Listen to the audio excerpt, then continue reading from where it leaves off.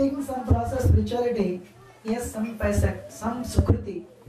Means he has some merits, pious merits. First of all, we cannot convince anybody. We only make effort.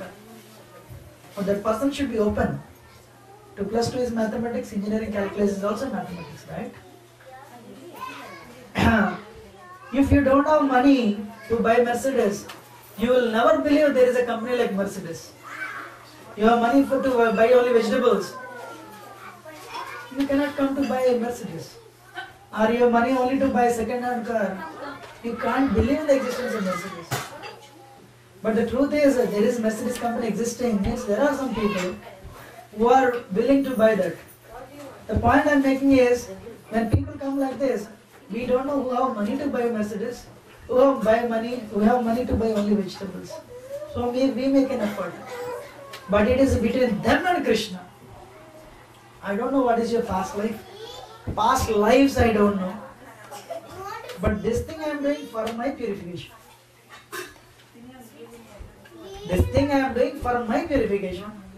If like there are like 20 people here, they receive this message in their own way. 3 modes are acting. Somebody is passionate, ignorant, goodness. It is acting on them, right? We pray for them. Mahabharata says a statement: dry arguments are inconclusive. If you unnecessarily get up into the arguments, probably you'll defeat him. You'll win the battle but lose the war. Once he is defeated, his false ego is hurt, he'll never come. If he is not defeated, he'll not come. So best thing is, what we do, somebody is always arguing, we don't argue with them. We give them prasad and we pray for them. Usually what changes is behavior of the person, not the philosophy. Actually not. We don't want 100% philosophy. We want that loving attitude, caring attitude. And this person is really good. He wants my welfare. So when you see those things,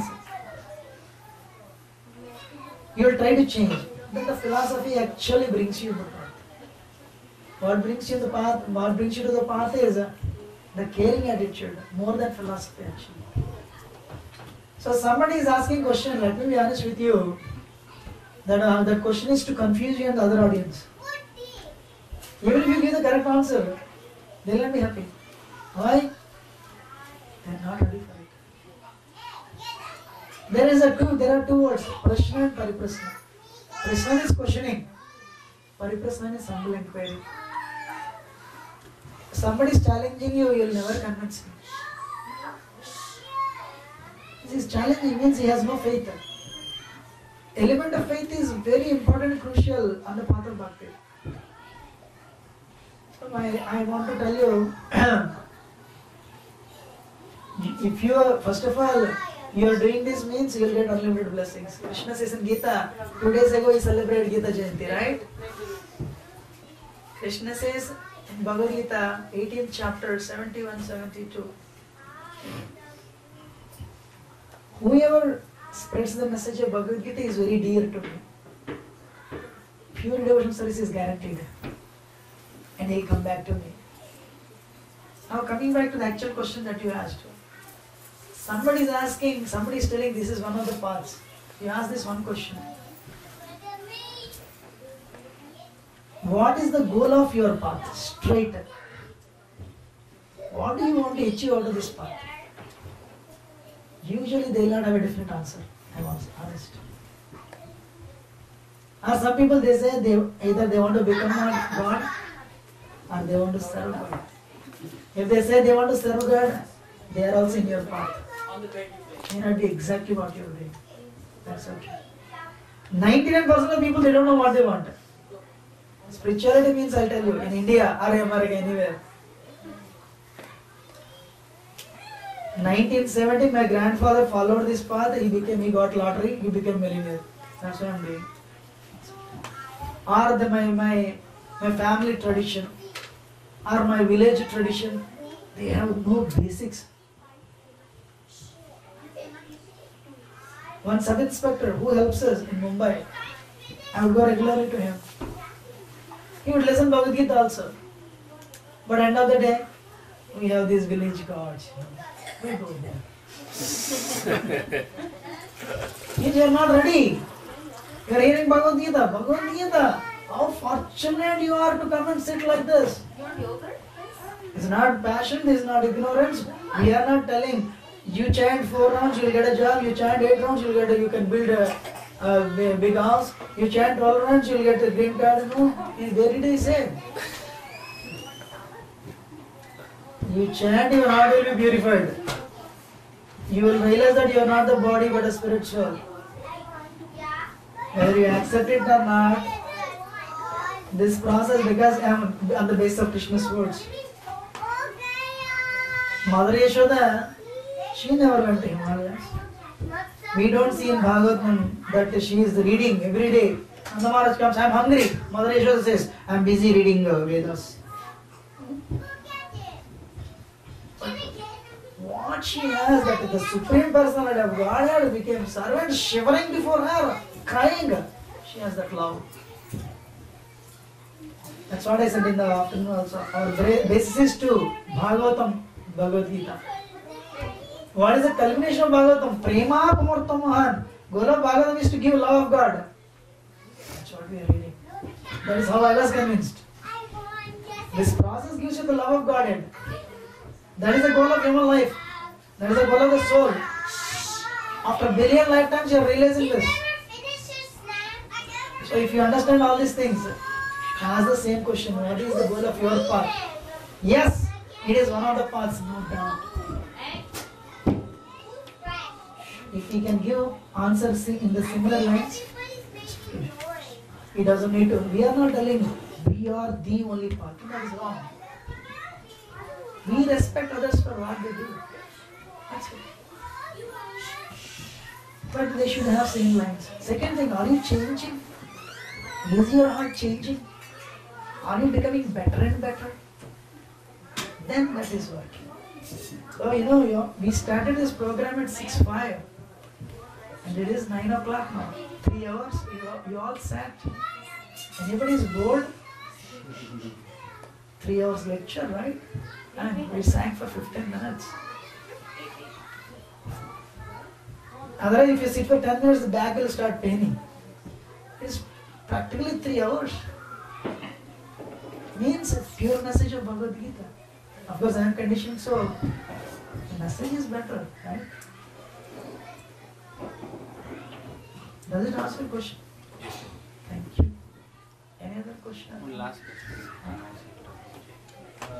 It would have been really good that if Dhritarashtra Maharaj would have got akarma right in his, in the 100 years or 1000 years when he said before that he had been, he had tied the bird blindfolded and killed that 100 siblings. Either in that Janma or the next Janma, if Lord Krishna would have chosen, it would have been so good that if he would have chosen the path of akarma. So my question is, akarma, does it, 3 choices. 1, does it happen even with apart from human beings? 2, is it the free choice given to any living entities? 3, is it the choice or is it the will of Lord Krishna whether one chooses akarma or not? Good question, thank you. First question. So, any living being, we only talk about human beings. Actually, your first and second question same. Akarma, I already told you, forgot, I think. Karma is there only for human beings. I said right? Animals don't have karma concept. They don't suffer. Just because lion is killing you, for the rest of the eternity, lion will not keep on becoming lion. No, it is suffering. It's actually evolving. Animals don't have reaction for what they do. Only human beings. Why we have choice? Because we have given so much freedom and so much choice. That's the definition. I think you must have read the definition. Karma performed by human beings under the three modes of material nature. So that is the first question answered. It is there only for human beings. What's the next question? The second question was, is it the free choice of the human beings or any living entity to choose their karma? Very good question. That's what I said. Today evening, you have a free time. So today afternoon, evening. But you utilized your free time. Utilized your free will, right? To come here. We have little independence. Independence to desire, that's it. So what you said, okay, I'll go to the evening program. Krishna sanctioned that will. Yes, you have a choice. When I read Bhagavad Gita, I was amazed. That's why I liked Bhagavad Gita. Krishna never convinces Arjuna, hey, I'm Supreme Personality of God, I'm telling you do it. No. He told whole Bhagavad Gita to Arjuna and Krishna, he said, Arjuna, now I told you what I'm supposed to tell. Now you do whatever you want to do. Love cannot be forced. Living entities have the free will. You cannot tell your son, hey, love me. Then it is something else. Love means the natural, the feeling. When you love somebody, you serve them. That's why Prabhupada called it devotional service. You keep on telling somebody, I love you, but that person is suffering, you go, I love you. Then that person will become angry. You always say, you love me, but you don't do anything to me. So when you love somebody, you serve them, right? So that is the what you do without force. It is a feeling. So Krishna is telling Arjuna, now you do whatever you are supposed to do. Actually, that point of time also, Arjuna could have walked out of the war. Yes. But Arjuna, what he said, he became glorified because of this. Karishya vachanam tava. My Lord, I understood what you said. I will do whatever you told me to do. Actually, Arjuna can walk out. That is bhakti. Whether you like it or not, you do because that is his desire. Yeah. So your father is there, or your family. You do whether they like, whether you like it or not, this is very good for them, you do it. And then Krishna's devotees, then it becomes bhakti. So yes, we have a free will, no doubt. But if you utilize that free will in his service, it becomes bhakti. I want to tell you one thing. In the form of time, Krishna will take everything from you. Beauty, money, energy, intelligence. If you give it in his service, that is called bhakti. So you have two choices. Either he will take it away from you, or you have to give it. If you give it before that, it is bhakti. If you allow him to take it, it is karma. You know? So what is intelligence? Give it to him. Right? That is the second question answered. And the last question is, of course, the second question answered it, but still, does Krishna, Lord Krishna, it is his decision to have someone go towards the path of akarma.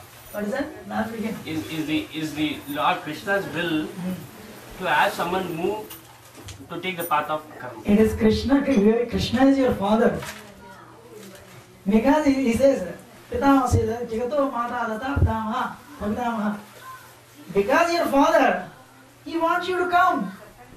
Hey, please come. Every day he tells you, every sunray, the first sunray that hits you, it is Krishna's message to you. My son, don't stay here, come back. Krishna does not need to. People who see Mahabharata war, they conclude beyond doubt, Krishna is the biggest politician, He is very partial. Why did he do all this thing? No. People, if you understand from truth, Duryodhana is also son of Krishna.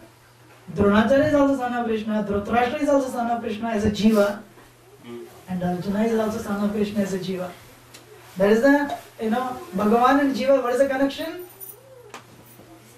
Aham bija pradapita, I am the seedling father.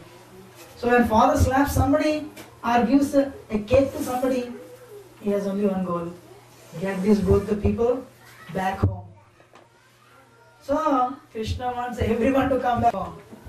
Krishna says, everyone has heart attack. There is no fighting. Arjuna would kick on the back of Krishna every day. If you keep